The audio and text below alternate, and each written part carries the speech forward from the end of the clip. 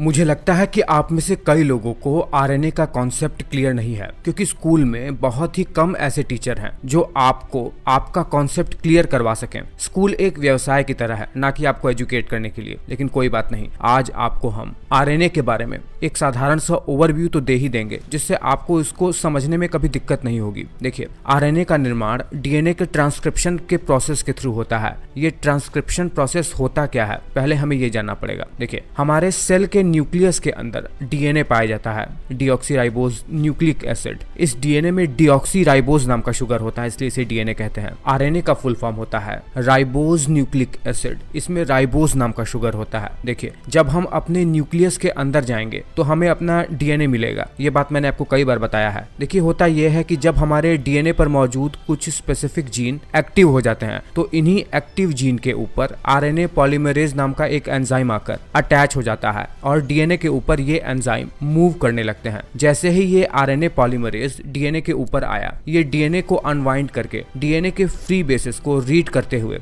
RNA का निर्माण करना शुरू कर देता है। डीएनए के ऊपर जो मौजूद कोड होता है वही निश्चित करता है कि निर्मित होने वाले आरएनए के ऊपर जो नाइट्रोजनस बेस के ऑर्डर होंगे वो किस ऑर्डर में अरेंज होंगे। बस अंतर इतना है कि आरएनए में थाइमीन की जगह यूरेसिल नाम का नाइट्रोजनस बेस होता है और बाकी के एडेनिन, गुआनिन, साइटोसिन सेम वैसे ही रहते हैं जैसे डीएनए में होता है। देखिए, इस प्रोसेस को जिसमें डीएनए के थ्रू आरएनए का निर्माण हो रहा है, इसे ट्रांसक्रिप्शन कहते हैं। इससे पहले कि निर्मित हुआ आरएनए न्यूक्लियस से बाहर निकले अपने फंक्शन को परफॉर्म करने के लिए, उसके ऊपर कुछ प्रोसेसेस होते हैं। कुछ व्यर्थ के पोर्शन जो आरएनए में बन गए हैं उन्हें कट करके दोबारा से आरएनए को जोड़ा जाता है और फिर अब प्रोसेस हुआ आरएनए न्यूक्लियस से बाहर निकल पाता है। देखिए, आरएनए में केवल एक स्ट्रैंड होता है, वैसे नहीं जैसे डीएनए में 2 स्ट्रैंड होता है। ये स्ट्रैंड भी फॉस्फेट शुगर के मॉलिक्यूल से बना हुआ होता है और इसके ऊपर नाइट्रोजनस बेस के मॉलिक्यूल ऐड रहते हैं। और अब आते हैं मेन बात पर, डीएनए से बना आरएनए कितने प्रकार का होता है और अलग अलग आरएनए का हमारे शरीर के अंदर फंक्शन क्या क्या है, ये भी तो हमें जानना जरूरी है। देखिए, सबसे पहले आपको ये बता दें कि हमारे सेल में मौजूद आरएनए 3 प्रकार का होता है। ये 3 प्रकार का आरएनए है मैसेंजर आरएनए, जिसे एमआरएनए के नाम से भी जानते हैं, ट्रांसफर आरएनए जिसे टीआरएनए के नाम से भी जानते हैं, और राइबोसोमल आरएनए जिसे आरआरएनए के नाम से भी जानते हैं।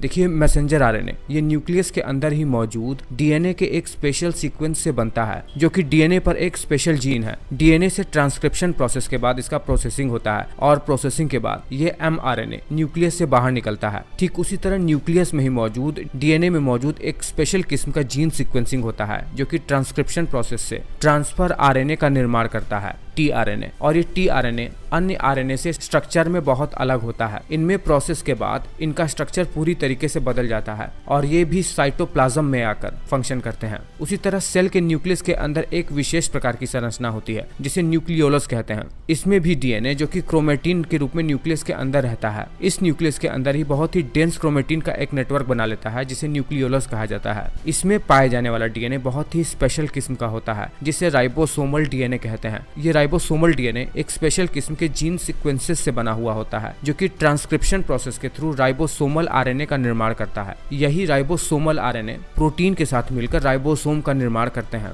जो कि प्रोटीन के निर्माण में बहुत ज्यादा आवश्यक है। देखिए, अब ये तीनों आरएनए मिलकर काम कैसे करते हैं। तीनों आरएनए सिंथेसिस होकर जब न्यूक्लियस से बाहर निकलते हैं तो होता यह है कि सबसे पहले राइबोसोम, जो कि राइबोसोमल आरएनए से मिलकर बना हुआ है, वो मैसेंजर आरएनए के ऊपर अटैच हो जाता है और फिर ट्रांसफर आरएनए, जो भोजन के थ्रू हमने अमीनो एसिड लिया था, प्रोटीन के छोटे छोटे मोनोमर्स अपने ऊपर अटैच करके राइबोसोम और एमआरएनए के ऊपर आकर दोनों के साथ कंबाइन होकर नीचे एमआरएनए के कोड को रीड करता है और प्रोटीन को उसी के अकॉर्डिंग सिंथेसिस करता है, यानी अमीनो एसिड को एक निश्चित अरेंजमेंट में अरेंज करता है जैसा एमआरएनए में नीचे कोडिंग हुई होती है। और इस प्रकार से हमें हमारे काम का प्रोटीन मिल जाता है। जैसी हमारी जेनेटिक्स होती है, ठीक वैसा ही प्रोटीन हमें मिलकर हमें प्राप्त होता है। मैं उम्मीद कर रहा हूँ कि आपको आरएनए का कॉन्सेप्ट क्लियर हो गया होगा, कम से कम शब्दों में। आप ये बात मुझे नीचे कमेंट करके जरूर बताइएगा।